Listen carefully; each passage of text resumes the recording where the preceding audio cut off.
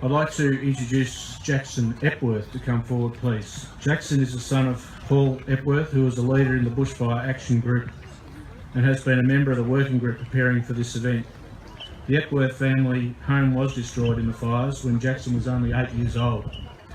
He's clearly now 18, and he offered to speak this morning, which I think's fantastic that he's taken up this opportunity to share his reflections. Please welcome Jackson.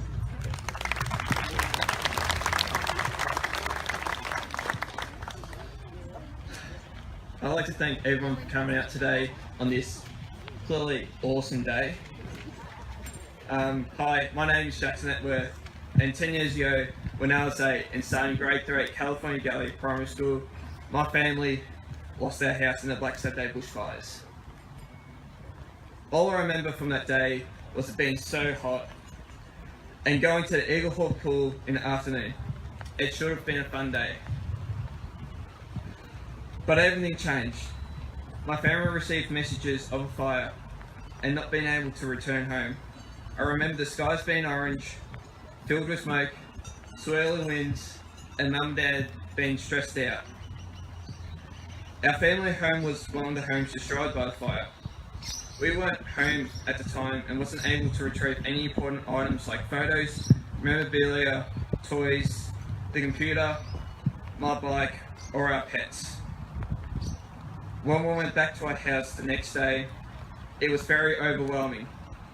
Seeing my home was reduced to a pile of burnt bricks and tin. Luckily, our pets survived, and we were able to find them in the following days after the fires. The smell of ash was very overwhelming, and every time it rained, the smell returned. Going back to school was a hard experience. Only having the bare essentials for school and having to tell all my friends that my house had burnt down, everyone had so many questions about what happened. The help that we received after the fires from the Bendigo community was tremendous. Through the community, we received new toys, clothing, and other items, as well as fun days where we could go and have fun and not worry about what had just happened.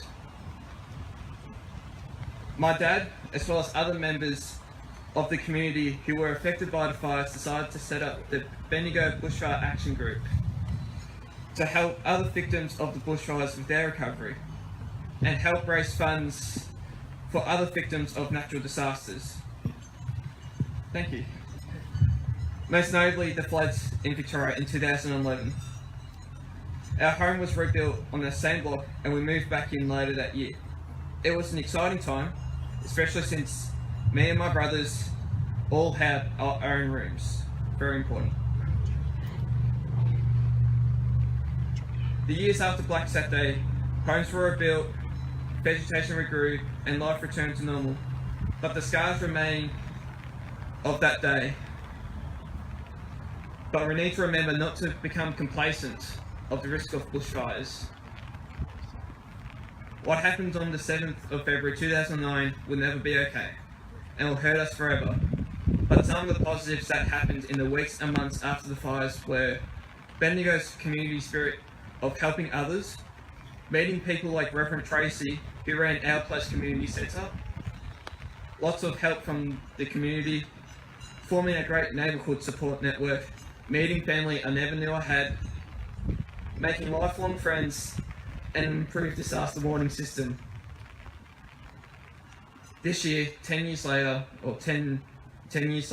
is a big change for me, as I've been accepted into Federation Uni Ballarat, and I start a new chapter in my life, which is an exciting and scary time for me, sort of like 10 years ago after the fires. Thank you for listening to me.